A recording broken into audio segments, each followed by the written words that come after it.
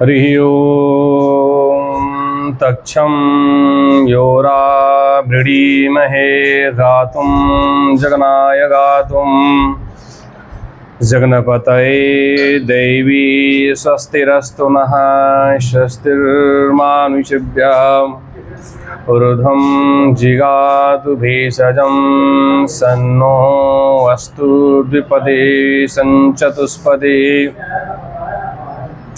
यं प्रव्रजन्तु मनुपेतमपेतकृत्यं द्वैपायनो विरहकातरया जुहाव पुत्रेति तन्मयतया तर्वोऽभिनेदुस्तं सर्वभूतहृदयं मुनिमानतोऽस्मि।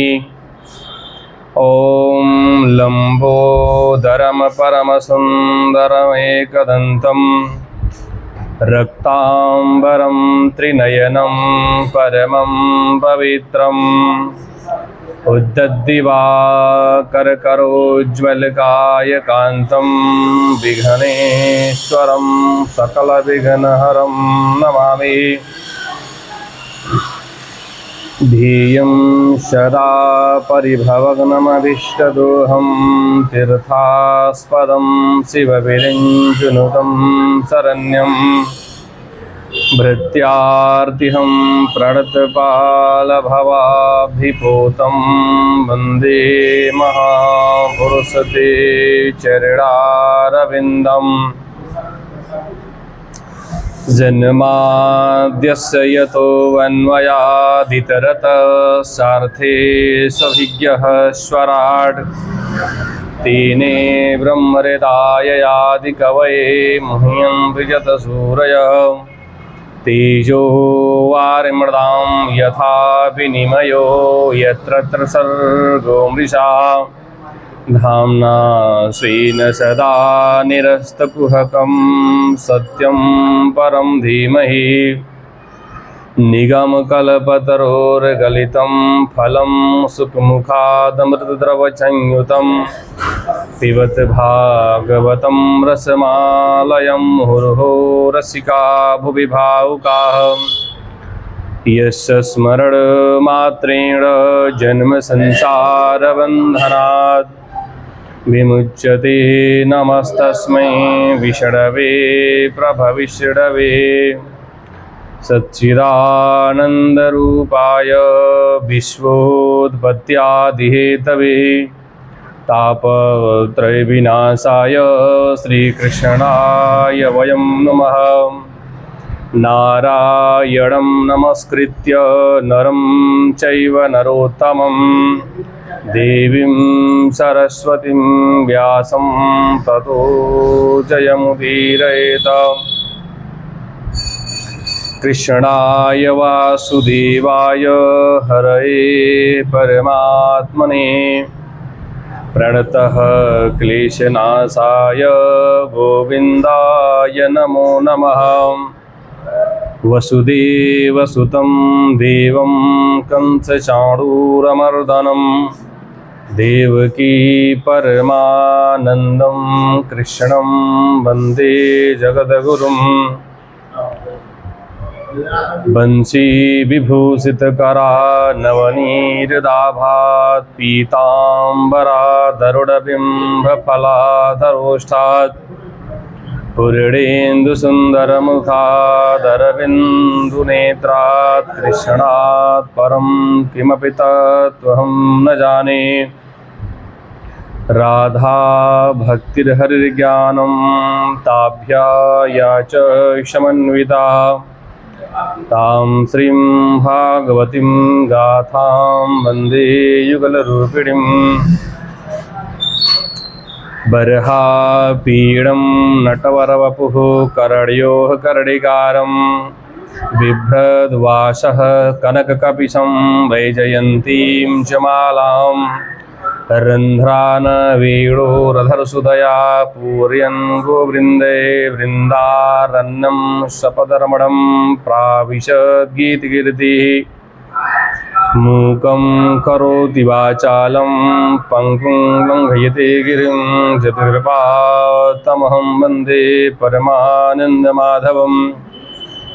आकाशात् पतितं तोयं यथा गच्छति सागरं सर्वदेव नमस्कारः ईशवं प्रति गच्छति।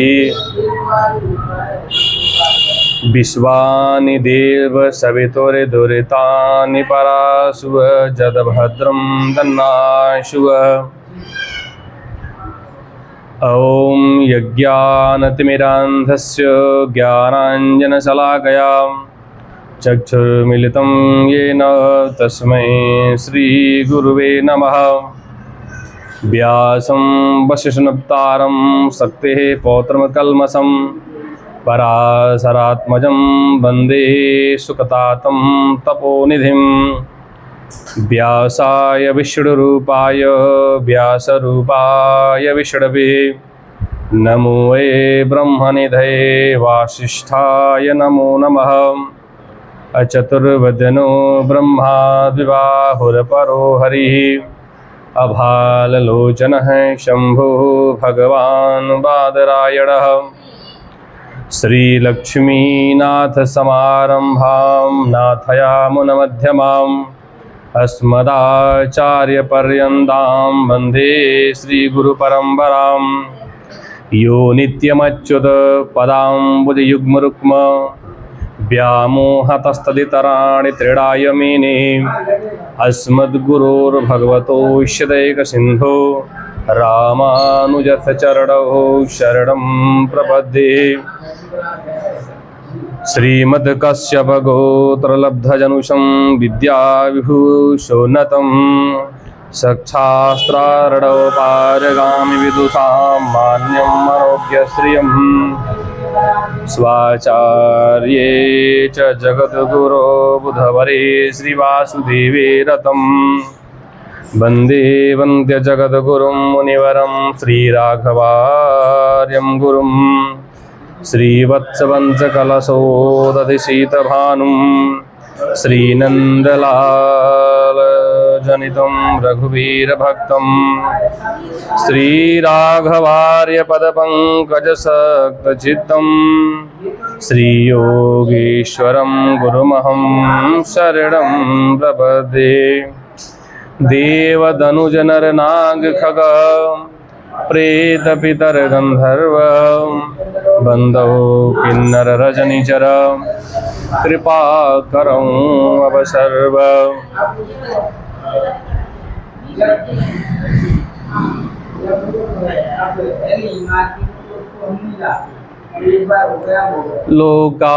लोकाभिरामं रणरङ्गधीरं लोकाभिरामं रणरङ्गधीरं राजीवनेत्रं रघुवंशनाथं कारुण्यरूपं करुणाकरं तं कारुण्यरूपं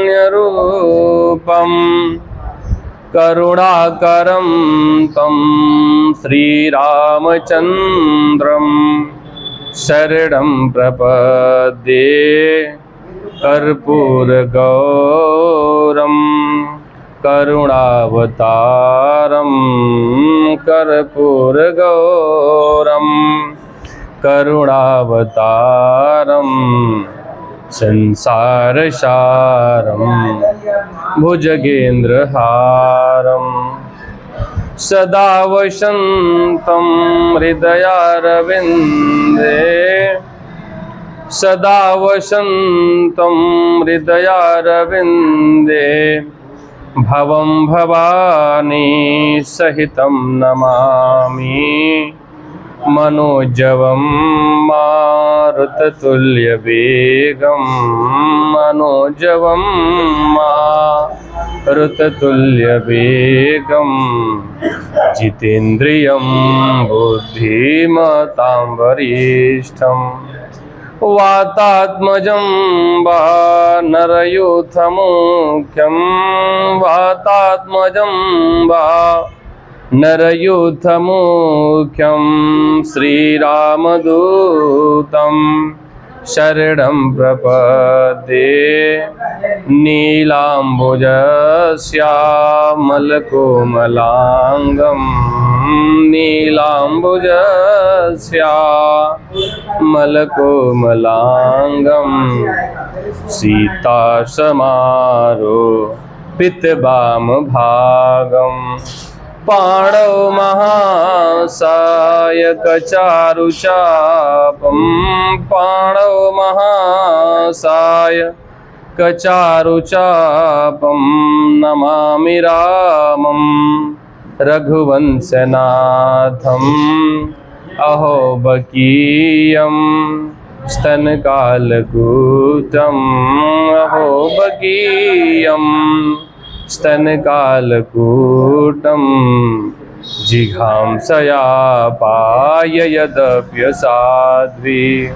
लेभे गतिं धात्र्युचितां ततोऽन्यं लेभे गतिं धात्र्युचितां ततोऽन्यं कं वा दयालुं शरणं व्रजेम कं वा दयालुं शरणं व्रजेम कं वा दयालुं शरणं व्रजेम। बोलो श्री वेदव्यास जी भगवान की जय, श्री राधा कृष्ण भगवान की जय, लक्ष्मी नारायण भगवान की जय, गौरी शंकर भगवान की जय, श्री सीतारामचंद्र भगवान की जय, सुखदेव भगवान की जय, सब संतन की जय, सब भक्तन की जय। जय जय श्री राधे श्याम। ये बंद कर दो इसको, आवाज आती है यहाँ से।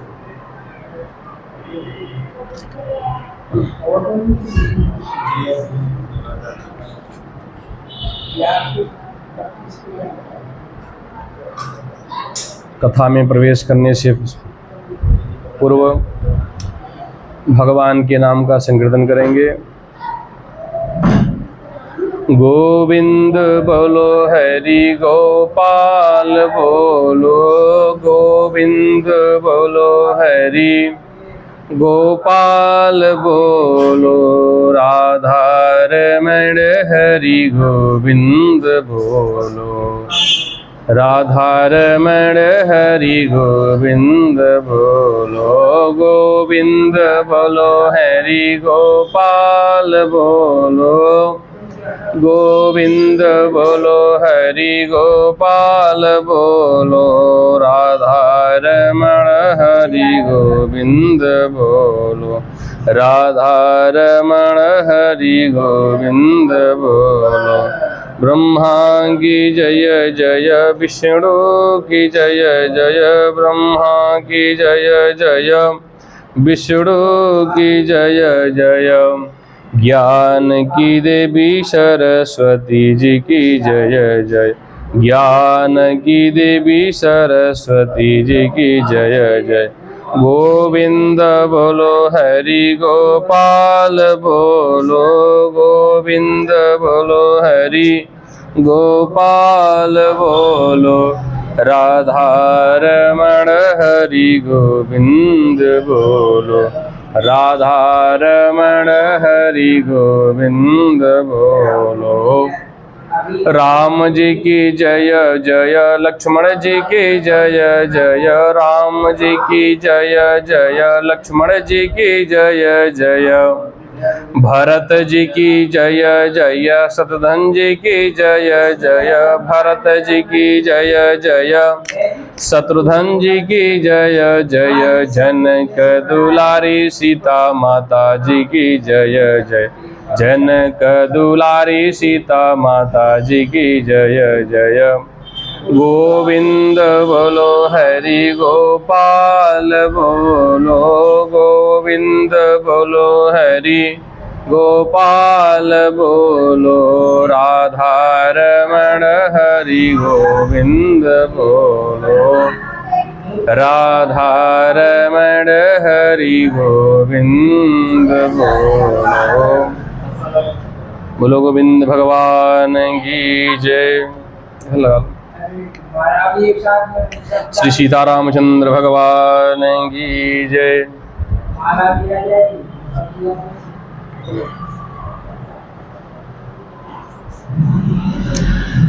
कल की कथा में आपने भगवान के अवतारों की कथा आपने श्रवण किया।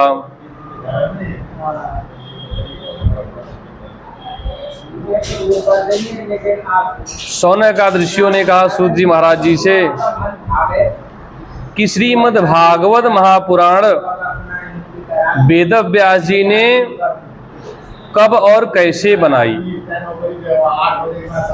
तो सूत जी कहते हैं द्वापरे समनु प्राप्ते तृतीये युग पर्यये जातः पराशराद्योगी वासव्याम कलया हरे।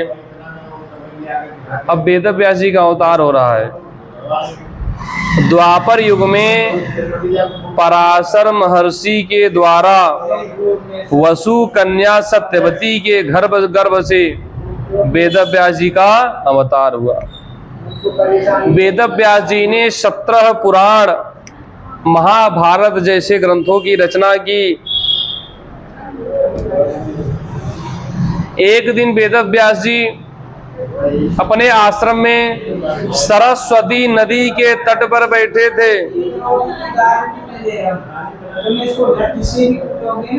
और विचार विमर्श कर रहे थे। श्रीमन नारायण का कीर्तन करते हुए श्री नारद जी आ गए वहां पे। नारद जी ने देखा वेद व्यास जी बहुत चिंतित हैं और नारद जी ने कहा व्यास जी से आप चिंतित क्यों हैं, अपने इस चिंता का कारण हमसे बताइए। तो वेद व्यास जी कहते हैं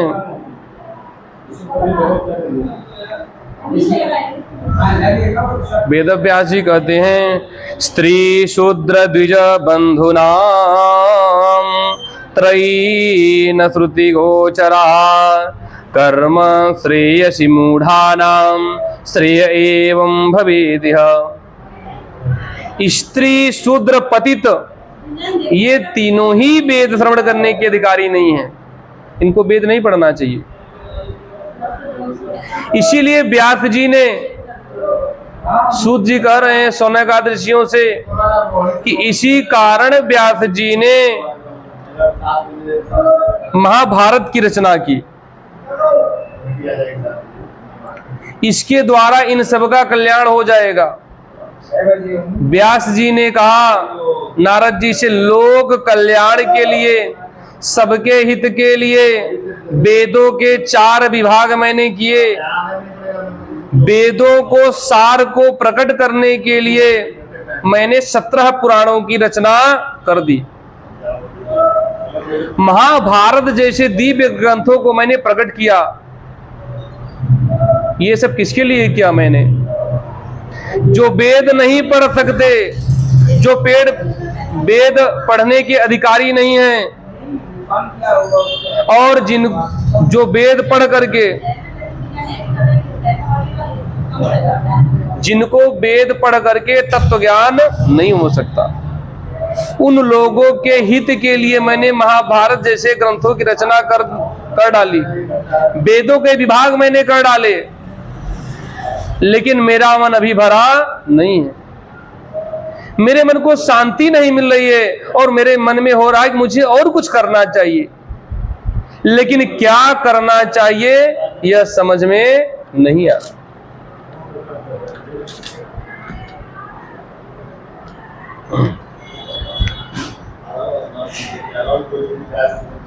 नारद जी ने कहा व्यास जी आपने सब कुछ वर्णन कर दिया, इन 17 पुराण महाभारत जैसे ग्रंथों को आपने मुझे बताया, लेकिन सत्य कहूं आपने भगवान की महिमा का वर्णन नहीं किया। इन सब ग्रंथों में भगवान की महिमा का वर्णन नहीं है। नारद जी ने कहा, यथा धर्मादेशार्था मुनिर्ज्ञानुकीर्तिताः न तथा वासुदेवस्य महिमायनुवर्णितः। आपने 17 पुराण महाभारत जैसे दिव्य ग्रंथों को आपने प्रकट किया, लेकिन आपने भगवान की महिमा का वर्णन नहीं किया। हे मुनिवर, आपने 17 पुराणों में धर्म, अर्थ, काम, मोक्ष इन पुरुषार्थों का जो वर्णन किया है, और धर्म नीति, कूटनीति, अर्थनीति, राजनीति, समस्त नीतियों का आपने वर्णन कर दिया। इस प्रकार आपने भगवान वासुदेव की महिमा का वर्णन नहीं किया। नारद जी ने कहा, कोई कितना भी वर्णन कर दे, कोई कितनी भी बड़ी बड़ी बातें लिख दे, जिस ग्रंथ में भगवान की महिमा का वर्णन नहीं है, उस ग्रंथ को कोई भी महात्मा स्वीकार नहीं करेंगे। हे व्यास जी, आप ऐसा कोई सरोवर बनाओ जिसमें परमहंस भी डुबकी लगाएं, ज्ञानी संत महात्मा सब डुबकी लगाएं। ऐसा कोई ज्ञान सरोवर को आप प्रकट करिए। जिस प्रकार कौआ को यदि स्नान करना हो तो नदी में, तालाब में कहीं थोड़ा मोड़ा जल मिल जाएगा तो कौआ स्नान कर लेगा, लेकिन जो हंस है उसको तो मान सरोवर ही चाहिए। मान सरोवर में ही हंस रहता है। इस प्रकार नारद जी ने व्यास जी को 4 श्लोकों में भागवत तत्व का उपदेश कर दिया, और उपदेश करने के बाद नारद जी वहां से चल पड़े। व्यास जी ने भगवान नारायण का ध्यान किया और भगवान की समस्त लीलाएं प्रकट हो गई। समस्त कथाएं, दिव्य कथाएं सब व्यास जी को प्रकट हो गई। अब व्यास जी ने श्रीमद् भागवत ग्रंथ की रचना कर डाली। अब प्रश्न यह हुआ कि यह ग्रंथ पढ़े कौन? यह तो परमहंसों की संहिता है, कोई परमहंस हो तो वही परमहंस पढ़ेगा, ज्ञानी परमहंस। यह सब विचार करते करते व्यास जी को याद आया, मेरा बेटा सुखदेव अत्यंत ज्ञानी है, बहुत विद्वान है, और वो तो परमहंस है। इस ग्रंथ को पढ़ने की योग्यता तो हमारे पुत्र सुखदेव में ही है। और उसी समय व्यास जी ने अपने 2-4 शिष्यों को श्रीमद् भागवत महापुराण के 2-4 श्लोक याद कराए और उनसे कहा, देखो मेरा पुत्र सुखदेव जंगल में तप कर रहा है, तुम लोग चले जाओ, उसके सामने बैठ करके इन श्लोकों का पाठ करो। वो शिष्य आए। सुखदेव भगवान ध्यान समाधि में बैठे हुए, उनके सामने बैठ करके शिष्यों ने पाठ प्रारंभ कर दिया।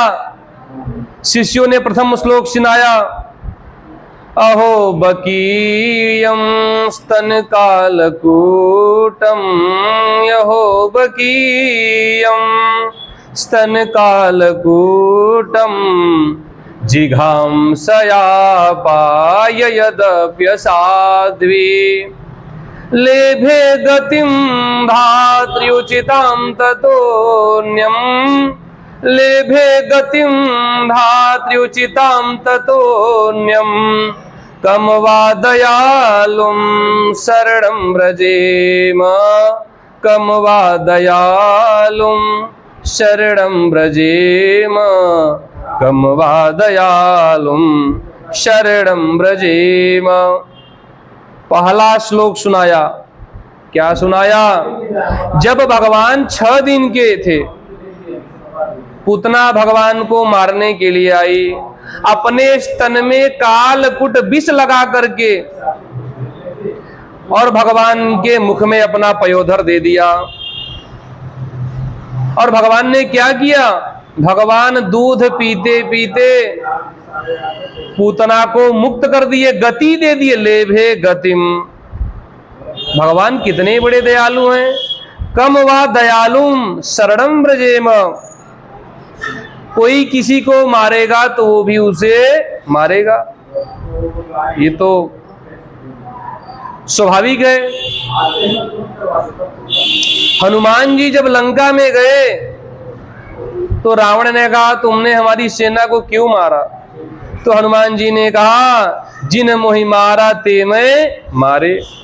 जिसने मुझे मारा मैंने भी उसे मारा। और भगवान ने क्या किया? भगवान को पूतना मारने गई, लेकिन भगवान ने क्या किया? लेभे गतिम। भगवान ने उसे गति दे दिया। कितने बड़े दयालु हैं, कितने करुणा बरुड़ालय भगवान है। और हनुमान जी ने क्या किया? हनुमान जी ने कहा, जिसने मुझे मारा मैंने भी उसे मारा। क्यों? और हनुमान जी क्या है? ज्ञानी नाम अग्रगण्यम। ज्ञानियों में अग्रगण्य हैं। बुद्धिमताम वरिष्ठम। बुद्धियों में भी हनुमान जी श्रेष्ठ हैं। लेकिन हनुमान जी की बुद्धि में और ज्ञान की भी एक सीमा है। और भगवान का तो ज्ञान अनंत ज्ञान है। क्यों अनंत ज्ञान है? क्योंकि भगवान है वो। ये मैंने पहले भी कहा था कि धन से धनवान और बल से बलवान और भग से भगवान। भग क्या है? ज्ञान शक्ति बल ऐश्वर्य वीर्य तेजांश शेखतः भगवत शब्द वाच्यानि बिना हैर गुणार्धि। यह 6 गुण जिसके अंदर अनंत मात्रा में विद्यमान है वही भगवान। क्या क्या है? ज्ञान, अनंत ज्ञान भगवान को है। शक्ति भी अनंत है। ज्ञान शक्ति बल ऐश्वर्य, बल भी अनंत है और ऐश्वर्य भी, सुंदरता भी अनंत है। सबके अंदर ज्ञान है, लेकिन एक ज्ञान की सीमा है। भगवान के पास अनंत ज्ञान है। शक्ति भी अनंत है भगवान के पास, उस शक्ति की कोई सीमा नहीं है। बल भी अनंत, ज्ञान शक्ति बल ऐश्वर्य। भगवान नारायण से सुंदर संसार में कोई नहीं है। बल ऐश्वर्य वीर्य तेज। भगवान क्या है? भगवान तो संसार को उत्पन्न करते हैं। थोड़ी मोड़ी वस्तुएं आपने उत्पन्न कर दिया। भगवान क्या है? सच्चिदानंद रूपाय विश्वोत्पत्त्यादि हेतवे। विश्व की उत्पत्ति भगवान नारायण करते हैं। वीर्य तेज। तेज का मतलब आप धूप को सहन कर सकते हो लेकिन आग को सहन नहीं कर सकते। लेकिन भगवान मुखाद अग्नि रजायत, अग्नि को पी जाए। इस प्रकार भगवान के अंदर यह 6 गुण अनंत मात्रा में विद्यमान है। इसलिए इन 6 गुणों को भग कहा जाता है। इसलिए भगवान तो भगवान है। भगवान को अनंत ज्ञान है। यह सुन करके सुखदेव जी विचार करने लगे, भगवान कितने करुणा बरुड़ालय हैं। सुखदेव जी की समाधि छूट गई। शिष्यों ने दूसरा श्लोक सुनाया।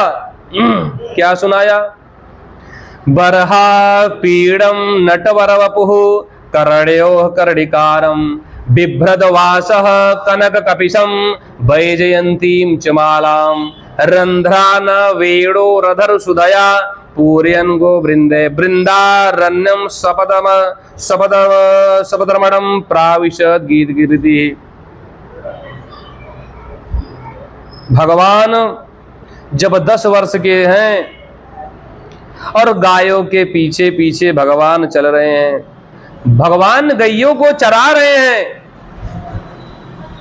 और भगवान मोर के पंख का भगवान ने मुकुट बना रखा है, कानों में कनेर का पुष्प, और भगवान के अधरों पे बंसी विराजती है। और भगवान कृष्ण का मुकुट क्या है? कोई सोने चांदी का मुकुट भगवान नहीं पहनते कि उसमें बहुत सारे हीरे मोती जड़े हो, नहीं, पीतांबर भगवान ने निकाला और सर में लपेट लिया। और क्या है उसमें? और उसमें मोर पंख लगा लेते हैं। वो साधारण मोर पंख नहीं है, राधा प्रिय मयूरस्य, राधा रानी का जो प्रिय मयूर है, जिसको राधा रानी ने पाल रखा है, वह जब नृत्य करता है, नाचने लगता है, उसके जो पंख गिर जाते हैं, राधा रानी का प्रतीक, स्नेह प्रतीक मान करके उस मोर पंख को भगवान मुकुट में धारण करते हैं। मुकुट तैयार हो गया।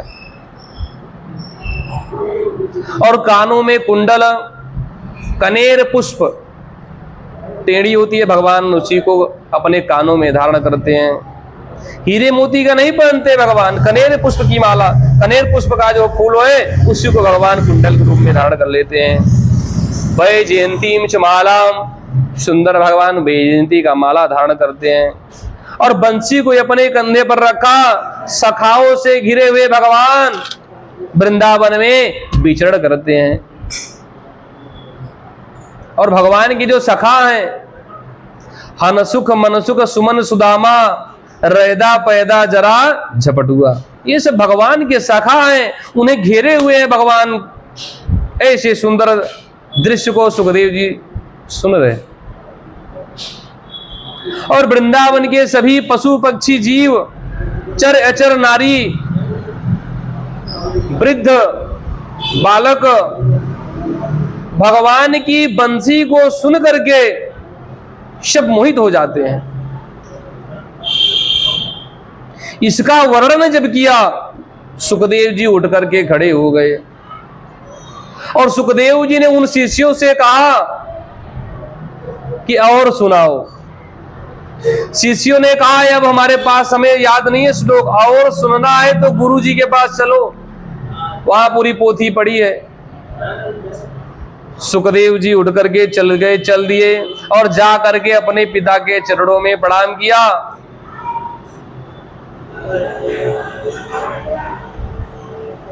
और पूरी भगवान कथा श्रवण किया। सुखदेव भगवान ने अपनी समाधि को छोड़ दिया। सुखदेव भगवान समाधि में थे। अष्टांग योग की अंतिम सीढ़ी समाधि है। यम, नियम, आसन, प्राणायाम, प्रत्याहार, धारणा, ध्यान और समाधि। समाधि को पाना कितना कठिन है।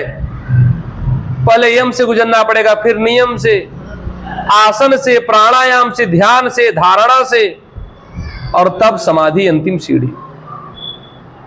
अष्टांग योग की अंतिम समाधि सीढ़ी है, अंतिम सीढ़ी समाधि है। ऐसे समाधि को प्राप्त किए हुए सुखदेव भगवान ने उस समाधि का भी त्याग कर दिया भगवान कथा सुनने के लिए। पिता के चरणों में बैठ करके पूरी भागवत कथा को श्रवण किया। सोचो, सुखदेव जी ने कथा सुनने के लिए अपनी समाधि को छोड़ दिया। हम और आप अपनी उपाधि नहीं छोड़ सकते। अरे हम कलेक्टर हैं, मास्टर हैं, हम तो प्रोफेसर हैं, मंत्री हैं, राजा हैं, हम कथा नहीं सुनेंगे बैठ करके?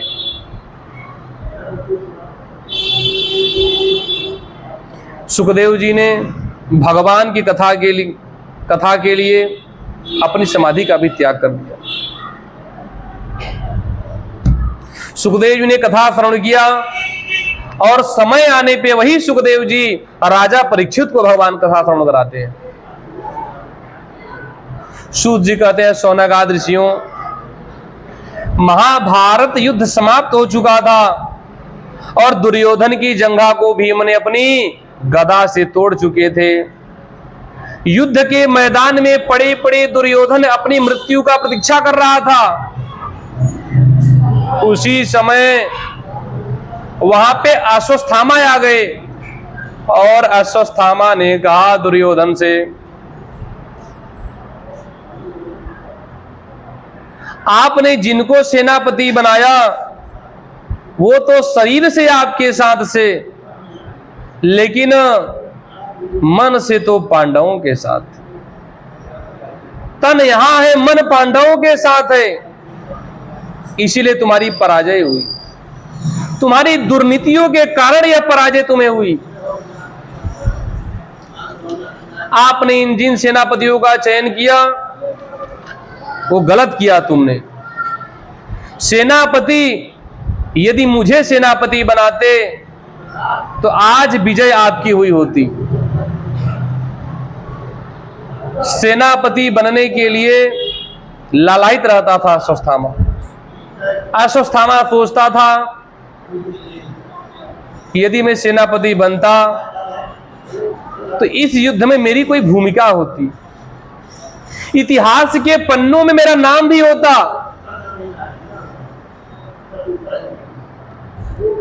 अश्वत्थामा सोचता है कि मैं एक दिन के लिए भी अगर सेनापति बन जाऊं, बस चाहे जैसे बन जाऊं। अश्वत्थामा ने कहा, देखो आज भी कुछ बिगड़ा नहीं है, मुझे सेनापति बना दो। मैं प्रतिज्ञा करता हूं कि प्रातः काल सूर्योदय से पहले पांचों पांडवों के सर लाकर के तुम्हारे चरणों में फेंक दूंगा। दुर्योधन ने कहा, अब तो सेना ही नहीं बची, किसका सेनापति मैं तुम्हें बनाऊं। अश्वत्थामा ने कहा, कृपाचार्य कृतवर्मा हैं, ये दोनों हमारे सेना हो जाएंगे और हम उनके सेनापति हो जाएंगे और आप राजा हो जाएंगे। चार के सिवा पांचवे की आवश्यकता नहीं है। आप मुझे सेनापति घोषित करो तो देखो। दुर्योधन ने विचार किया, सब कुछ करके तो मैं देख लिया, अब यह भी करके देख लूं, मरता क्या ना करता। दुर्योधन ने अपने बहते हुए शरीर से, बहते हुए शरीर के रक्त से दुर्योधन का तिलक कर दिया और कहा, जाओ मैं तुम्हें कौरवों का सेनापति घोषित करता हूं, नियुक्त करता हूं। अश्वत्थामा कृपाचार्य और कृतवर्मा को लेकर के चल पड़ा और अश्वत्थामा ने कहा कृतवर्मा और कृपाचार्य से, देखो अब तुम दोनों मेरे अधीन हो, मैं तुम्हारा सेनापति हूं, जैसे जैसे कहूंगा वैसे वैसे करना है आपको और अब तुम मेरी आज्ञा का पालन करो। अश्वत्थामा ने कहा, कृपाचार्य कृतवर्मा तुम मेरे साथ चलो। साथ लेकर के चल पड़ा और अश्वत्थामा ने विचार किया कि कैसे मारेंगे हम। पांडवों के शिविर पर पहुंच गया और अश्वत्थामा सोचने लगा कि यदि पांडवों के सम्मुख आ गए हमारे तो उनको जीत पाना असंभव है। अश्वत्थामा जाते जाते रास्ते में देखा कि कौओं के घोंसले पर उल्लुओं ने हमला कर दिया है। कौओं के बच्चों को, बहुत सारे बच्चों को मार दिया, सारे घोंसलों को उजाड़ दिया। क्यों? क्योंकि जब दिन था तो उल्लुओं को दिखाई नहीं देता। उस समय कौओं ने अपनी झुंड के साथ उल्लुओं के घोंसले पर आक्रमण कर दिया, उल्लू के बच्चों को मार दिया। उल्लुओं ने विचार किया, अभी हमारा समय नहीं है, अभी हमारा समय ठीक नहीं है और हमारा जब समय आएगा तो हम भी तुम्हें बताएंगे। और वही रात्रि समय में उल्लुओं ने कौओं के बच्चों को, घोंसले को, सबको मार दिया, सब विदृढ़ कर दिया। यह सब दृश्य देख करके अश्वत्थामा ने युद्ध का रणनीति बना लिया। अश्वत्थामा ने कहा, इसी रणनीति से पांडवों को जीता जा सकता है, अभी रात्रि है, अच्छा मौका है। और अश्वत्थामा चल पड़ा। लेकिन यह सारा दृश्य भगवान जान गए। कि आज तो इन पांडवों की मृत्यु नहीं है, इन पांचों पांडवों के पुत्रों का समय पूरा हो रहा है। इसलिए भगवान ने क्या किया, सायकाल रात्रि की बेला थी और भगवान ने अर्जुन से कहा, भीम से कहा, सबको लेकर के भगवान बोले आज बड़ा अच्छा मौसम है, कितनी अच्छी चांदनी की रात है, चलो थोड़ा घूम करके आते हैं।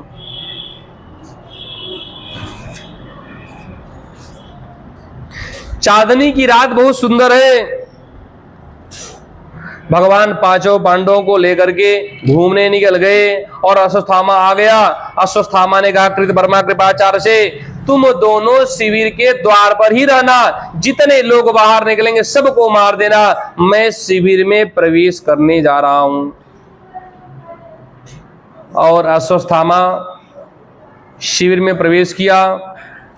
पांचों पांडवों के पुत्र लेटे थे। द्रौपदी के पांचों पुत्रों को सर को काट दिया और काट करके धड़ छोड़ दिया। जितने सैनिक बाहर आए कृतवर्मा कृपाचार्य ने सबको मार दिया। अश्वत्थामा ने सिर को लेकर के आया और दुर्योधन के सामने रख दिया और कहा यह पांचों पांडवों का मस्तक है। दुर्योधन ने कहा खोलो, मैं देखना चाहता हूं भीम का सर कहां पे है, मुझे भीम का सर देखना है। अपनी मणि निकाल करके दुर्योधन मणि के प्रकाश से एक एक सर को बड़ी बारीकी से देखने लगा, भीम का सर कहां है। जब भीम का सर नहीं मिला, दुर्योधन ने कहा अश्वत्थामा तुमने इन बालकों की हत्या की, ये कौरव वंश के बीज थे, आगे चल करके यही हमारे पूर्वजों का पिंडदान करते, इनको भी तुमने नहीं छोड़ा। आज दुर्योधन को बड़ा दुख हुआ। जब द्रौपदी, अर्जुन, भगवान ये सब लोग शिविर में आए और देखा कि पांचों पुत्र के धड़ यही है, सर नहीं है, अर्जुन जान गए अश्वत्थामा का ही कार्य है,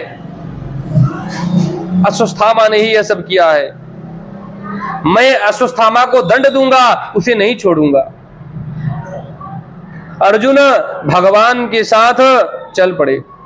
अश्वत्थामा को मालूम हो गया कि अर्जुन आ रहे हैं, मुझे मार देंगे। अश्वत्थामा ने ब्रह्मास्त्र चला दिया। अर्जुन घबरा गए। भगवान ने कहा तुम भी डरो मत, तुम भी अपना ब्रह्मास्त्र चलाओ। अर्जुन ने ब्रह्मास्त्र चलाया। अर्जुन के ब्रह्मास्त्र के प्रभाव से वह ब्रह्मास्त्र शांत हो गया और अर्जुन ने अश्वत्थामा को बंदी बना लिया और अर्जुन ने अश्वत्थामा को रथ के पीछे पिछले भाग में रस्सी से बांध करके ले आया, द्रौपदी के सामने खड़ा कर दिया और कहा यही दुष्ट है जिसने तुम्हारे 5 पुत्रों का वध कर दिया। और द्रौपदी ने अश्वत्थामा को देखा। द्रौपदी ने अपने आंचल से अपने आंसू को पोंछा और जा करके रस्सी खोलने लगी। हाथ जोड़ करके प्रणाम किया द्रौपदी ने अश्वत्थामा को।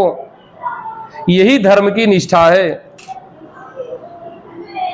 और अर्जुन से कहती है यारे पुत्र, तुमने इनको क्यों बांध रखा है, इनको खोल दो, यह तो ब्राह्मण है, ब्राह्मण पूजनीय है, वंदनीय है, यह द्रौपदी की निष्ठा है। अर्जुन ने कहा यह हत्यारा है, 5 पुत्रों को इसने मारा है। द्रौपदी ने कहा इनके पिता द्रोणाचार्य ने समस्त विद्याएं दी, तुम भूल गए।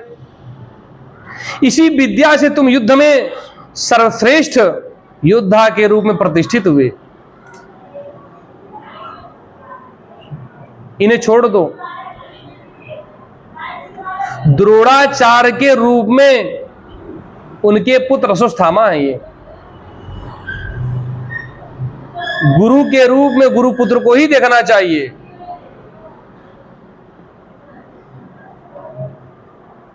द्रौपदी कहती हैं अश्वत्थामा को प्रणाम करो। अश्वत्थामा की मां पर क्या बीतती होगी। द्रोणाचार्य तो नहीं है, बेटे का सहारा लिए बैठी हैं। इनकी माता गौतमी न रोए,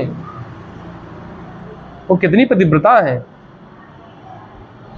माम रोदिदस्य जननी गौतमी पति देवता। भीम ने कहा मैं मारूंगा और द्रौपदी ने कहा मैं मारने नहीं दूंगा। भीम ने कहा नहीं मैं छोड़ूंगा नहीं, और द्रौपदी ने कहा मैं मारने नहीं दूंगी। ऐसी स्थिति उत्पन्न हो गई और भगवान ने देखा कहीं इनका आपस में झगड़ा न हो जाए, और भगवान वहां तुरंत पहुंच गए। सूत जी कहते हैं शौनकाद ऋषियों, निशम्य भीम गदितम द्रौपद्या चतुर्भुज। उसी समय भगवान चतुर्भुज हो गए। दो भुजाओं से भगवान ने भीम को पकड़ा और दो भुजाओं से भगवान ने द्रौपदी को अलग किया।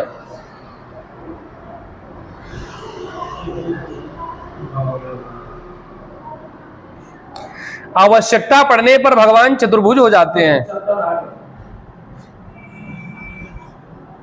और भगवान ने कहा द्रौपदी ठीक कर रही हैं, ब्राह्मण का वध नहीं करना चाहिए, और भीम सत्य कह रहे हैं, आतताई को छोड़ना नहीं चाहिए। यह तो आतताई है, दोनों शब्द, यह दोनों वचन मेरे ही कहे हुए हैं।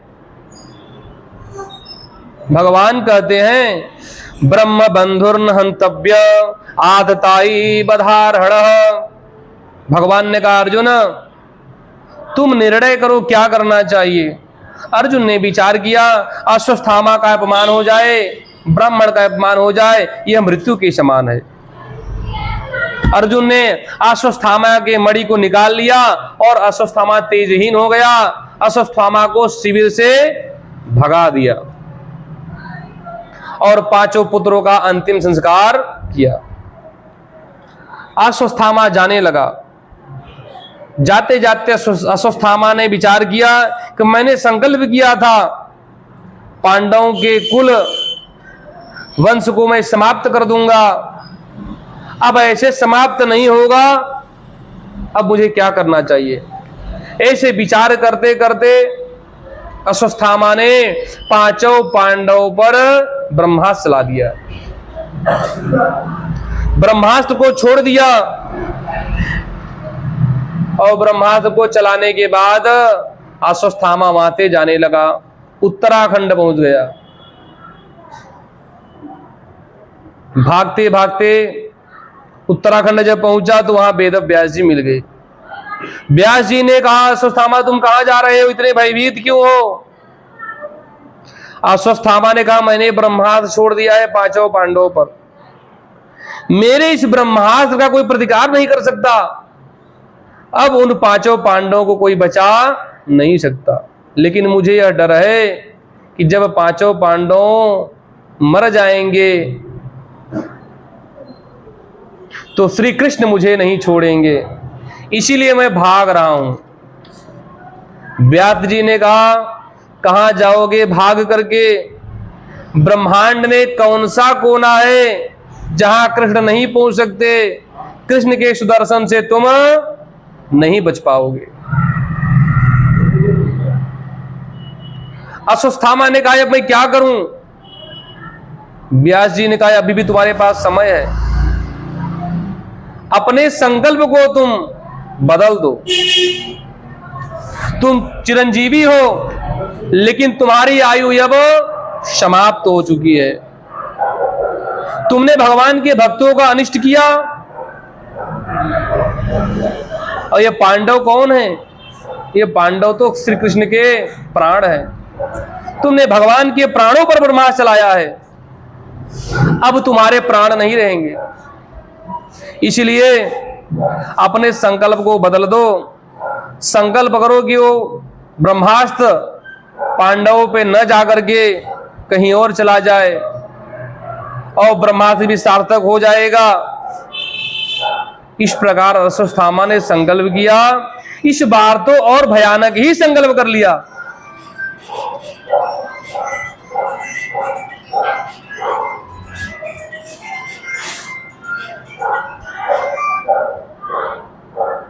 यहीं से ले लो ऊपर चढ़ करके।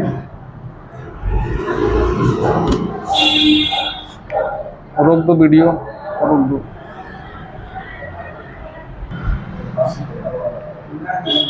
अश्वत्थामा ने संकल्प किया, इस बार तो और भयानक संकल्प कर लिया।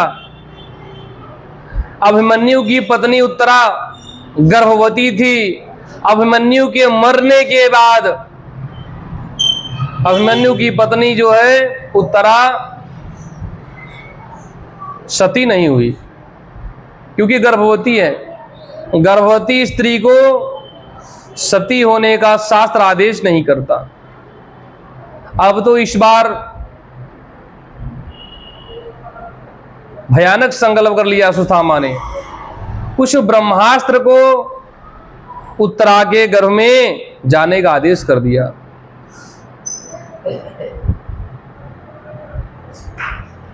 अश्वत्थामा ने ब्रह्मास्त्र को उत्तरा के गर्भ को नष्ट होने का आदेश दिया, वहीं भेज दिया। पांचों पांडव के पुत्र युद्ध में पहले ही मारे जा चुके थे। बर्बरीक ये सब पहले ही मारे जा चुके थे। ब्रह्मास्त्र आया और उत्तरा के गर्भ पर सीधा। उस समय भगवान द्वारिका जाने की तैयारी कर रहे थे। भगवान रथ पर बैठने ही जा रहे थे कि उत्तरा के गर्भ में भयंकर पीड़ा होने लगी। आकर के कृष्ण के चरणों को पकड़ लिया। इस दुख में उत्तरा ने अपने ससुर से नहीं कहा कि मुझे बचाओ, भीम से नहीं कहा, 5 ससुरों से विनती नहीं किया, चाहे वो भीम, अर्जुन, युधिष्ठिर, नकुल, सहदेव, किसी से नहीं कहा। उत्तरा जानती है कि भले ही अपने आप में बहुत बड़े वीर हैं, महाभारत जैसे युद्ध में विजय प्राप्त करना इतना आसान नहीं है। महाभारत जैसे युद्ध को अगर इन्होंने विजय किया है, विजय प्राप्त हुए हैं, तो कृष्ण के सहयोग से। सब कुछ करने वाले तो कृष्ण हैं। इसीलिए आकर के भगवान के चरणों को पकड़ लिया।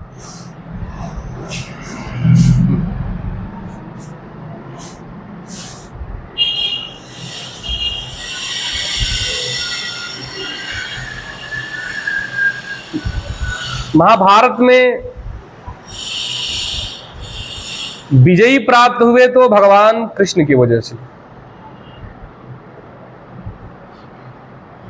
और द्रौपदी ने पहले ही कहा था कि श्री कृष्ण के शरण में जाने से ही कल्याण है। यह शिक्षा उत्तरा की सासू मां द्रौपदी ने अपने बहू को सिखाया था कि बेटी भरोसा करना तो एक गोविंद का ही भरोसा करना।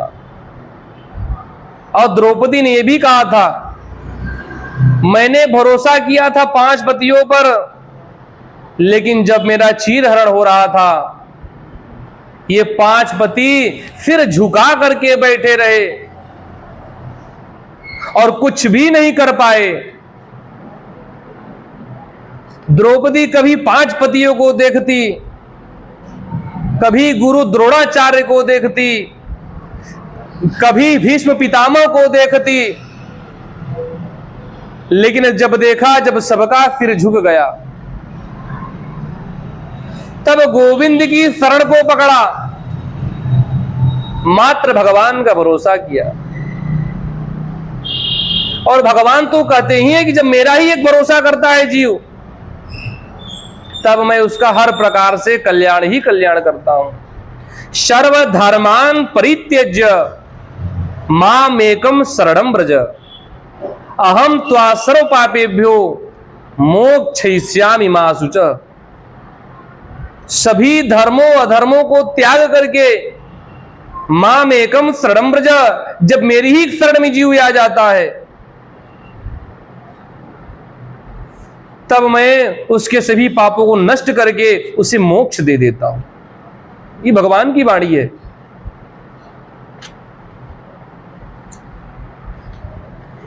गोविंद की शरण को पकड़ा, मात्र भगवान का भरोसा किया।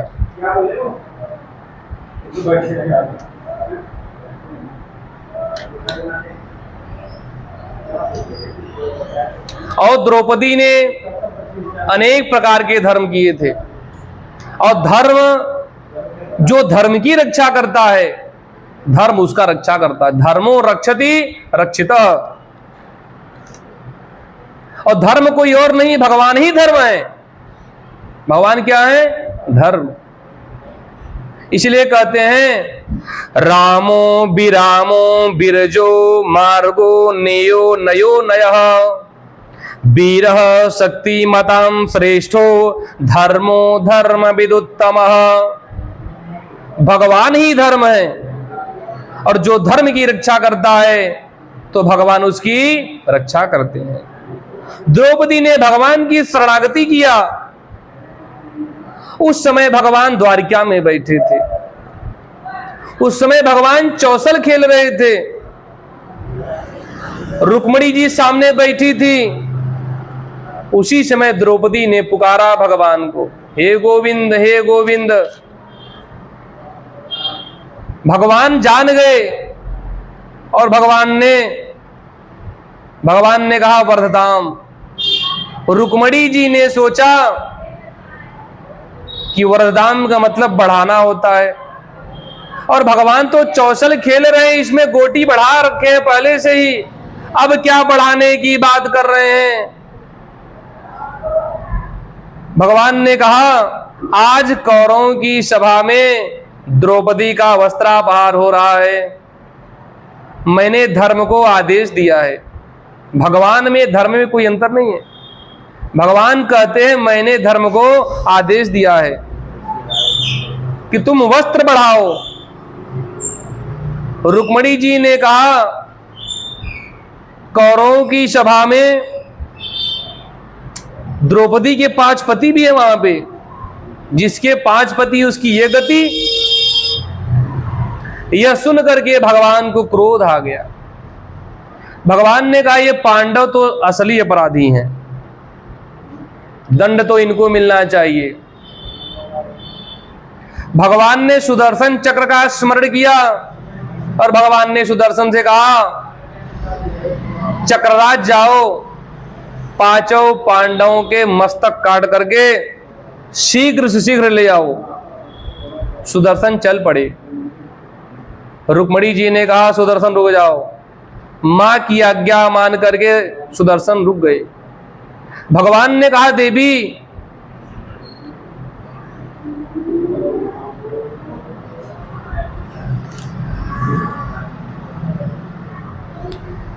देवी मेरे आज्ञा में अवरोध उत्पन्न किया। द्रौपदी ने कहा, रुक्मिणी जी ने कहा प्रभु आप होश में तो हैं। द्रौपदी के 5 पतियों को मारने के लिए सुदर्शन को आदेश दे दिया है आपने।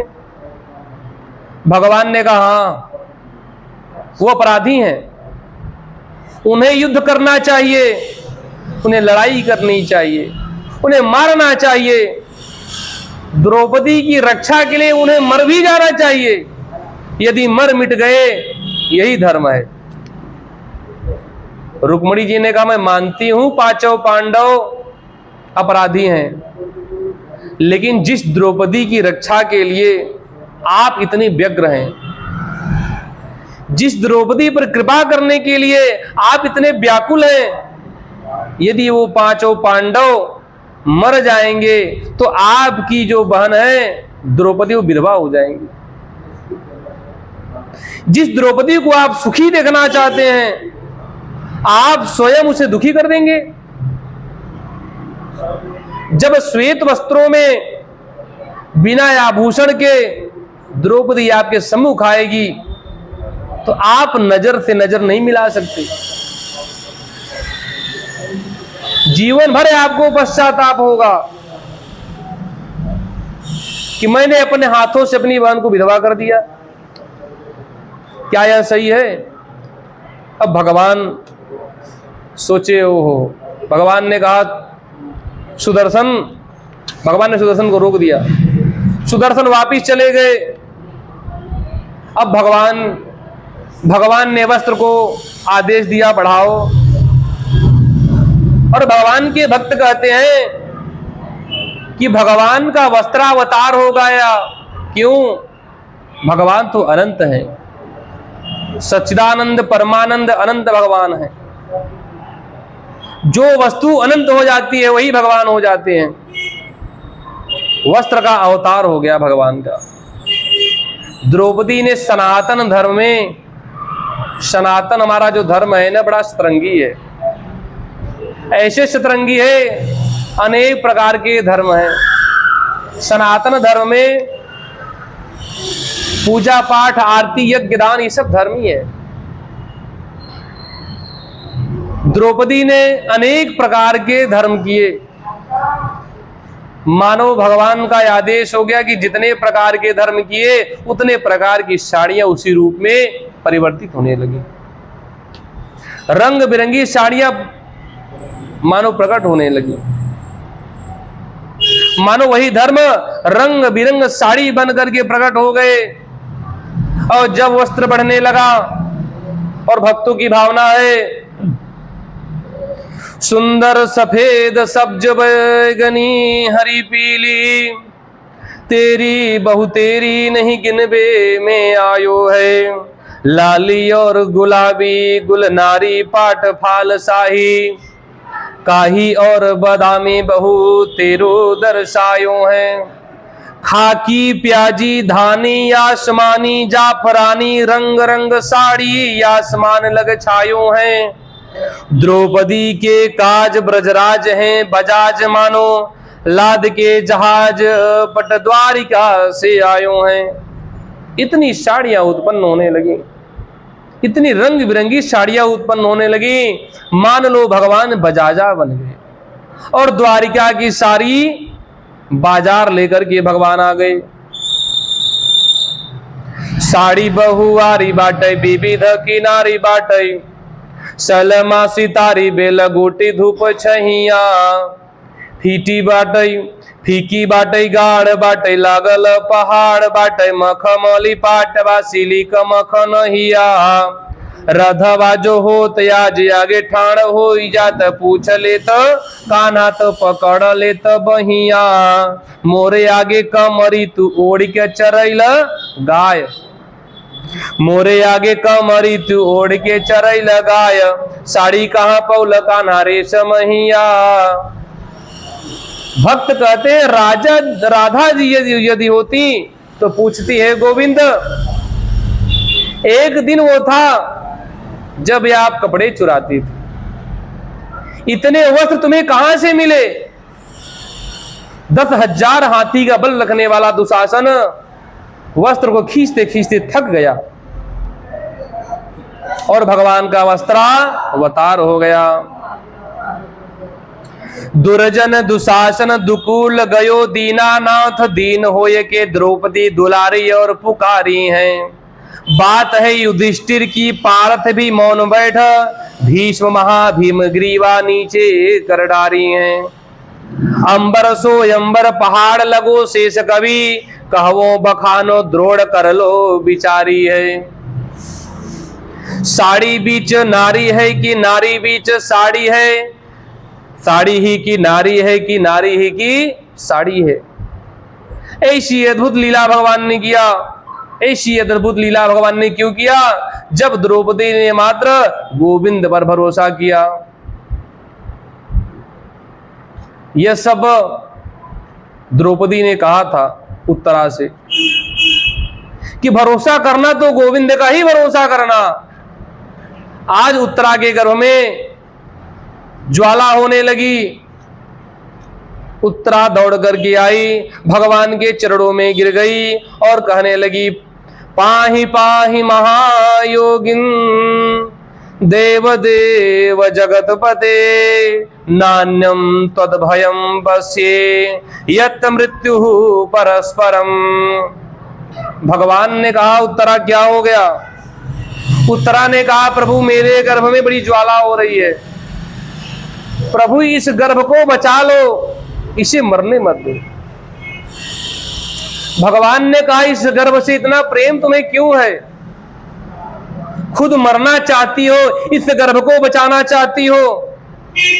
उत्तरा ने कहा मुझे किसी से कोई प्रेम नहीं, आपके चरणों से ही प्रेम है। अगर ये गर्भ मर जाएगा द्वारिकाधीश, आपको कलंक हो जाएगा। आने वाली पीढ़ी यही कहेगी भगवान कृष्ण जिस पांडव वंश की रक्षा के लिए संकल्प लेकर के आए थे, वो पांडव का वंश बचा नहीं पाए। यह पांडव वंश का अंतिम बीज है, अगर यह भी नष्ट हो जाएगा तो पांडव वंश ही समाप्त हो जाएगा। यह कलंक आपको होगा, आपको कलंक हो, यह मैं नहीं चाहती। उत्तरा ने कहा मैं मर जाऊं, मेरा गर्भ नष्ट हो जाए, मेरे पति तो चले ही गए, सब नष्ट हो जाए, मुझे कोई कष्ट नहीं है। हे गोविंद, आपको कलंक यह मुझे स्वीकार नहीं है, इसलिए इस गर्भ को मैं बचाना चाहती हूं। भगवान ने कहा देवी, तुम्हारे गर्भ की रक्षा के लिए मुझे तुम्हारे गर्भ में जाना पड़ेगा। उत्तरा ने कहा आइए स्वागत है। भगवान ने कहा मैं किसी के गर्भ में नहीं जाता, ये मेरा संकल्प है। उत्तरा ने कहा आप किसी के गर्भ में नहीं जाते तो आपका जन्म कैसे हुआ, आप प्रकट कैसे होते हो, आप आते कैसे हो? भगवान ने कहा मैं किसी के गर्भ में नहीं आता, मैं तो प्रकट हो जाता हूं। मैया कौशल्या के सामने भी मैं प्रकट हो गया। भय प्रगट कृपाला दीन दयाला कौशल्या हितकारी। और माता ने कहा बालक बन जाओ, सुन बचन सुजाना रोदन ठाना हुई बालक सुर भूपा। फिर मैं बालक के रूप में हो गया, मैं तो प्रकट हो जाता हूं। मथुरा में भी भगवान प्रकट हो गए देवकी वसुदेव के सामने। भगवान ने कहा मेरा नियम टूट जाएगा, मेरा संकल्प टूट जाएगा। उत्तरा ने कहा भगवान से आप अपने भक्तों के लिए सारा नियम तोड़ दे, अपने नियम को भी तो आप तोड़ देते हैं। भगवान ने कहा क्या नियम तोड़ा? उत्तरा ने कहा आपने कहा था कि मैं महाभारत के युद्ध में अस्त्र नहीं उठाऊंगा। अपने भक्त अर्जुन की रक्षा के लिए आपने अस्त्र उठा लिया, भीष्म पितामह को मारने आप चले गए। एक भक्ति की रक्षा के लिए और एक भक्त के संकल्प को पूरा करने के लिए आपने अपने नियम को तोड़ दिया। यह सब बात सुन करके भगवान ने अंगुष्ठ मात का रूप धारण किया और गर्भ में भगवान पहुंच गए। और जा करके उत्तरा के गर्भ में भगवान गए। परीक्षित जी को भगवान ने पुनः जीवित किया, मृत गर्भ को जीवित किया। भगवान विष्णु ने परीक्षित की रक्षा की, इसलिए उनका नाम विष्णुराज पड़ गया। परीक्षित जी का नाम विष्णुराज भी है। और परीक्षित जी का जब जन्म हुआ, जन्म लेते ही भगवान की परीक्षा ली। उत्तरा की गोद में गए, आंख को खोला तो देखा उत्तरा में आंख बंद कर लिए।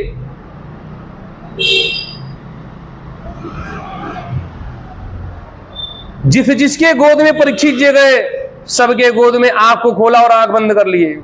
लेकिन जब भगवान कृष्ण के गोद में गए, आंख को खोल करके टुकुर टुकुर भगवान को देखने लगे। तुम्हें माता च पिता, तुम्हें आप ही मेरे माता है, आप ही मेरे पिता है। और दूध पीने लगे, खाने लगे, पीने लगे, खेलने लगे परीक्षित जी। जन्म होने के बाद भी भगवान का परीक्षण किया परीक्षित जी ने, इसलिए परीक्षित है। सूत जी कहते हैं शौनकादि ऋषियों से, गर्भ की रक्षा करने के बाद भगवान द्वारिका जाने लगे। कुंती बुआ आ गई और कुंती बुआ ने भगवान का बड़ा सुंदर स्तुति किया। कुंती ने कहा कृष्णाय वासुदेवाय देवकी नंदनाय च नंद गोप कुमाराय गोविंदाय नमो नमः। हे कृष्ण, हे वासुदेव नंदन, गोप के लाडले, आपको वह बारंबार प्रणाम करती हूं। कुंती कहती हैं, नमः पंकज नाभाय, नमः पंकज मालिने, नमः पंकज नेत्राय, नमस्ते पंकजांग्रये। जिनकी नाभि से ब्रह्मा का जन्म हुआ, जो सुंदर कमलों की माला धारण करते हैं, जिनके नेत्र कमल के समान हैं, जिनके चरण कमल हैं, ऐसे श्री कृष्ण को बारंबार नमस्कार है। भगवान ने कहा, बुआ आपके बेटों का साम्राज्य मैंने स्थापित कर दिया, सब सुखी हो गए, मैं द्वारिका जा रहा हूं, यदि आपकी कोई इच्छा हो तो बताओ। कुंती ने कहा, हे कृष्ण, यदि आप मुझे देना चाहते हो तो यही कृपा करो, मेरे ऊपर विपत्तियां आती रहे, मैं आपसे विपत्तियां मांगती हूं। और संसार के लोग क्या मांगते हैं? सुख संपत्ति घर आवे, कष्ट मिटे तन का। और मुझे कुछ नहीं चाहिए सुख संपत्ति, मुझे तो विपत्ति चाहिए। सुख में कोई सुमिरन नहीं करता, सुख आ जाएगा तो आपका स्मरण नहीं होगा।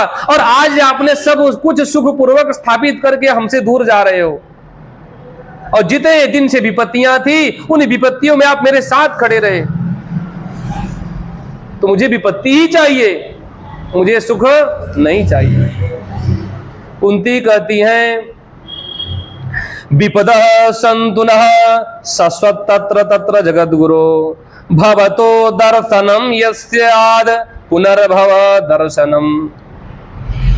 सारी दुनिया संपत्ति मांगती है, लेकिन आप मुझे विपत्ति दीजिए। विपत्तियों में सुख में आपका अनुभव नहीं होता, विपत्तियों में तो आपका ही अनुभव होता है। इसलिए हे गोविंद, आप अगर देना है तो मुझे विपत्ति ही दीजिए। ये दुनिया, यह जीव ममता के डोर में फंसी हुई है।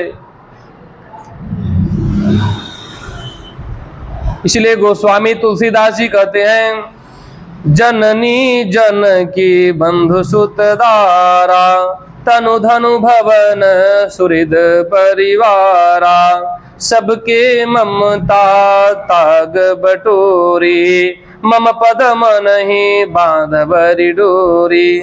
संसार की ममता को भगवान से जोड़ दो। लेकिन हम अनेक वस्तुओं में, अनेक जीवों में हम भटकते रहते हैं। इस प्रकार कुंती ने भगवान की बड़ी सुंदर स्तुति की। भगवान ने कुंती को आशीर्वाद दिया और भगवान द्वारिका जाने की तैयारी करने लगे। भगवान को स्मरण आया भीष्म की। ये भीष्म भगवान के भक्त हैं और भागवत धर्म को जानने वाले भीष्म जी हैं।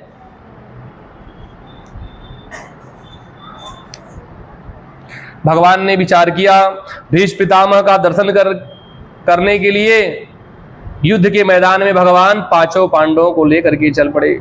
भगवान ने कहा, जीवन जीना है, राज्य सीखना है तो बड़े बुजुर्गों से आशीर्वाद लेना चाहिए, उनसे सीख लेनी चाहिए।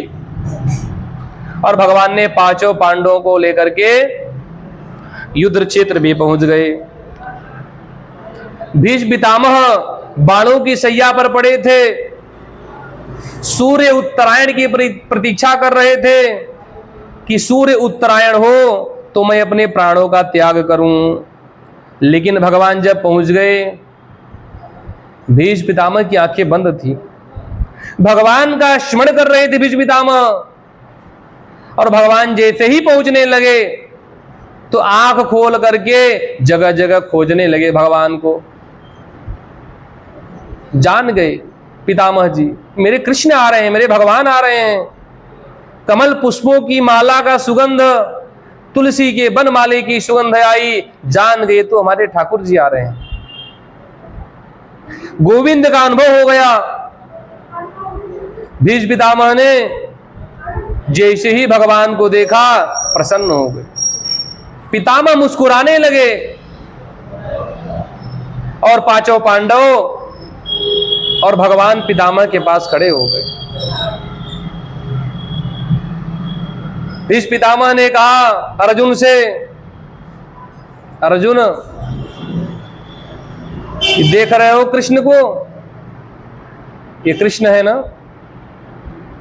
पितामह कहते हैं यम मन्यसे मातुतेल्यम प्रियम मित्रम सुहृत्तमम अकरोह सचिवम दूतम शौर्यदादथ सारथिम।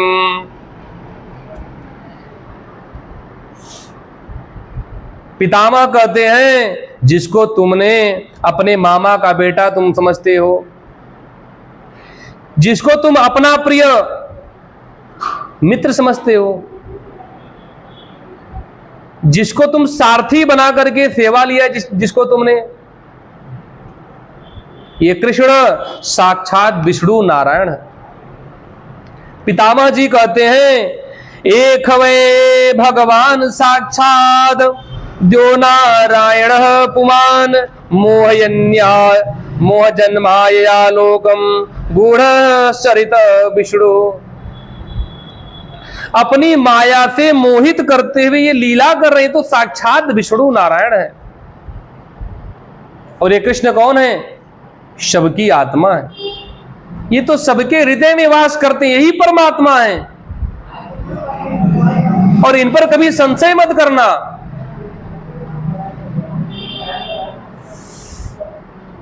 इसी प्रकार से सती भवानी हमारी पार्वती मैया एक दिन शंकर भगवान से प्रश्न कर दी। पार्वती जी ने कहा भगवान से यह कौन है ये जो पृथ्वी पर भ्रमण कर रहे हैं बाण धनुष लेकर के? तो शंकर भगवान ने कहा राम सो परमात्मा भवानी, राम सो परमात्मा भवानी, तब भ्रमयति अनहित तब बानी। ये राम जो है ये तो परमात्मा है, इनमें यदि किसी को भ्रम आता है कि ये परमात्मा नहीं है, तब भ्रमयति अनहित तब बानी, तो उस समय क्या होगा? अस संशय आनत उर्माही, ज्ञान विराग सकल गुण जाही। ऐसा शंका आते ही मन में उस जीव के ज्ञान वैराग्य सब नष्ट हो जाते हैं। ऐसा संदेह कभी मत लाना। ज्ञान वैराग्य सभी गुण उसके उसी समय नष्ट हो जाएंगे। तब ही पितामह ने कहा ये तो परमात्मा है। पितामह ने कहा मुझ जैसे भक्त का कल्याण करने के लिए स्वयं चल करके आए हैं। पितामह ने कहा अर्जुन तुमने इनकी सेवा की, सुंदर भोजन भी कराया होगा, तुमने इनको गले भी लगाया होगा, तुम कितने भाग्यशाली हो। ऐसे परमात्मा नारायण के साथ तुमने भोजन किया, गले लगाया, साथ में घूमे, इनकी सेवा भी तुमने की। लेकिन मैं कितना बड़ा भागा हूं, मैं इनकी कोई सेवा नहीं कर सका, इनकी एक बात भी मैं नहीं मनवा सका। कृष्ण ने कहा था पितामह आप चाहे तो युद्ध को टाल सकते हैं, आप दुर्योधन को डांट करके शांत कर दो, ये मामला यहीं शांत हो जाएगा। लेकिन मैं असमर्थ था। पितामह कहते हैं महाभारत युद्ध में मैंने बाणों से इनके शरीर को छलनी कर दिया।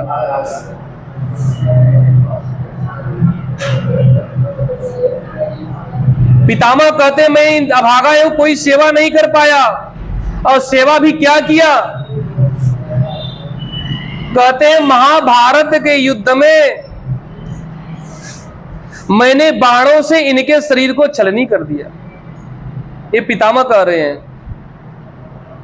पितामह के सम्मुख भगवान रथ को लेकर के जब आए तो पितामह ने कहा आज एक पांडव मरेगा,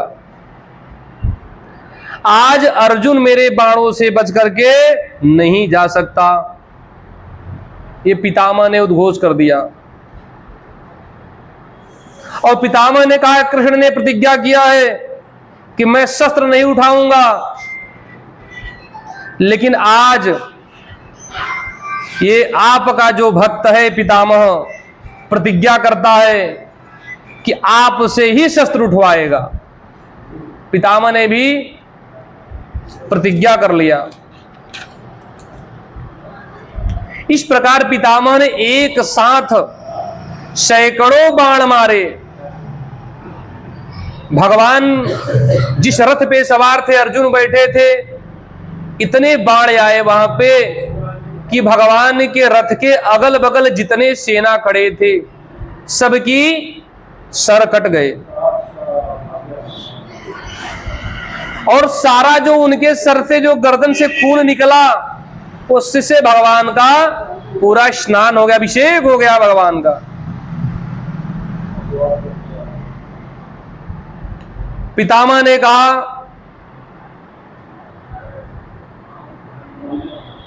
खून की धारा से पितामह ने अभिषेक कर दिया।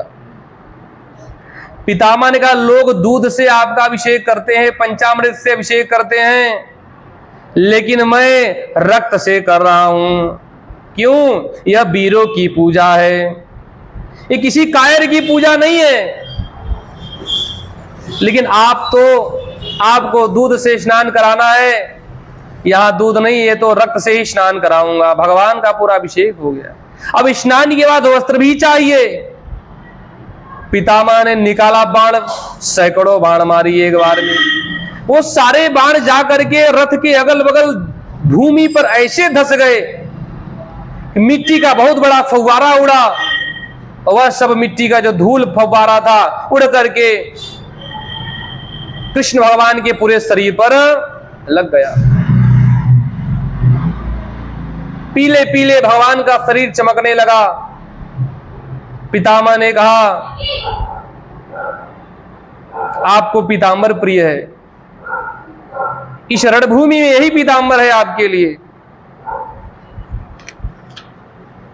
और भगवान का शरीर पूरे सुनहरे रंग में चमकने लगा। पितामह ने कहा, अब मैं आपको माला पहनाऊंगा। एक बार में 108 बाण मारा पितामह ने चलाए। वो सारे 108 बाण आ करके भगवान के पूरे गले में धस गए। बाणों की माला पहना दिया भगवान को। पितामह ने कहा, अब मैं आपको भोग लगाऊंगा। आप तो पुरुषोत्तम हैं, और आप जब पुरुषोत्तम हैं तो आपको उत्तम भोग लगाऊंगा। इस महाभारत के युद्ध में सर्वश्रेष्ठ धनुर्धर वीर अर्जुन है। अर्जुन के प्राणों की आहुति आपके चरणों में समर्पित करूंगा। यही सर्वश्रेष्ठ भोग है आपके लिए। भीष्म पितामह ने बाण उठा लिया, धनुष में जैसे ही लगाया भगवान कांप गए। आज पितामह के बाण से अर्जुन को कोई बचा नहीं सकता। द्वारिकाधीश भगवान ने रथ के रस्सी को छोड़ दिया, रथ से नीचे कूद पड़े, रथ के पहिया को उठाया और सुदर्शन का आवाहन कर लिया और दौड़ पड़े भगवान पितामह की तरफ मारने के लिए। और भीष्म पितामह ने अपना धनुष बाण भगवान के चरणों में रख दिए और कहा, मेरी प्रतिज्ञा पूरी हो गई। भगवान ने कहा, क्या प्रतिज्ञा? पितामह ने कहा, मैंने प्रतिज्ञा किया था कि आपसे शस्त्र उठवाऊंगा, और आपने शस्त्र उठा लिया। भगवान ने कहा, मैंने कोई शस्त्र नहीं उठाया है, मैंने तो रथ के पहिए को उठाया है, और यह कोई शस्त्र नहीं है। पितामह ने कहा, दुनिया को ठग सकते हो, मुझे नहीं। पितामह ने कहा, आप भक्तवत्सल हैं, अपने भक्तों की प्रतिज्ञा के लिए अपनी प्रतिज्ञा आपने छोड़ दी।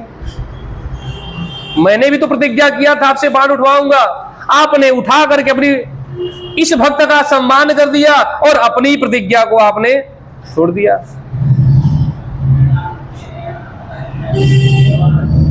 इस प्रकार पितामह कहते हैं, प्रभु आप उतनी देर तक यहीं खड़े रहो जब तक मेरे प्राण न निकल जाए। पांडवों ने कहा, आप तो उत्तरायण की प्रतीक्षा कर रहे थे कि उत्तरायण आएगा तब प्राण का त्याग करूंगा। पितामह हंसने लगे। पितामह ने कहा, जिस उत्तरायण की मैं प्रतीक्षा कर रहा था वो कोई और नहीं है, वो तो कृष्ण ही है। पांडवों ने कहा, यह उत्तरायण कैसे हुए? कृष्ण। पितामह ने कहा, ये कृष्ण जो है ना, उत्तरा के गर्भ में जाकर के और मृत गर्भ को पुनः जीवित कर दिए, इसलिए उत्तरायण है। मैं ऐसे भक्त वत्सल उत्तरायण भगवान की मैं प्रतीक्षा कर रहा था। इस प्रकार भीष्म पितामह ने 11 श्लोकों में भगवान की बड़ी सुंदर स्तुति किया और भगवान को देखते देखते अंतिम सांस ली, परम धाम को चले गए और पुष्पों की वर्षा होने लगी, स्वर्ग से नगाड़े दुंदुभियों बजने लगी। इस प्रकार पितामह भगवान के धाम को चले गए। बोलो भीष्म पितामह महाराज की जय।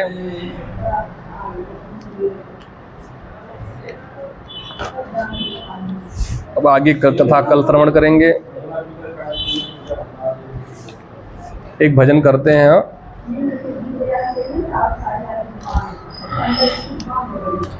हरि नाम नहीं तो जीना क्या, हरि नाम नहीं तो जीना क्या। अमृत है हरि नाम जगत में, अमृत है हरि नाम जगत में। इसे छोड़ विषय रस पीना क्या, हरि नाम नहीं तो जीना क्या, हरि नाम नहीं तो जीना क्या। काल सदाय अपने रस डोले, काल सदाय अपने रस डोले। ना जाने कब सर चढ़ बोले, हरि नाम का, हरि का नाम जपो निस्वासर। अगले समय पर समय ही ना, हरि नाम नहीं तो जीना क्या, हरि नाम नहीं तो जीना क्या।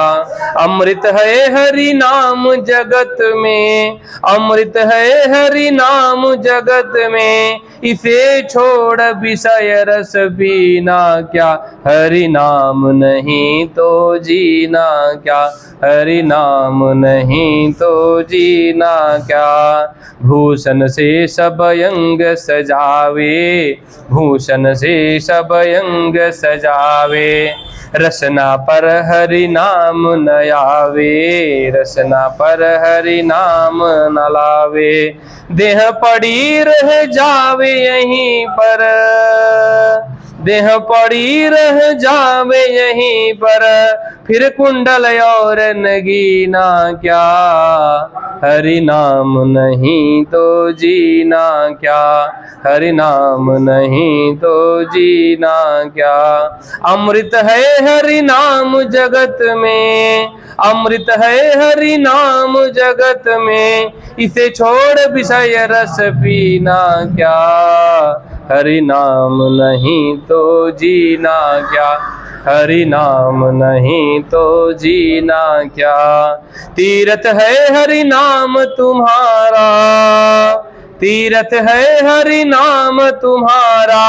फिर क्यों फिरता मारा मारा। अंत समय हरि नाम न आवे, फिर काशी और मदीना क्या, हरि नाम नहीं तो जीना क्या, हरि नाम नहीं तो जीना क्या। अमृत है हरि नाम जगत में, अमृत है हरि नाम जगत में। इसे छोड़ विषय रस पीना क्या, हरि नाम नहीं तो जीना क्या, हरि नाम नहीं तो जीना क्या। बोलो राधा कृष्ण भगवान की जय, लक्ष्मी नारायण भगवान की जय, सत्यनारायण भगवान की जय।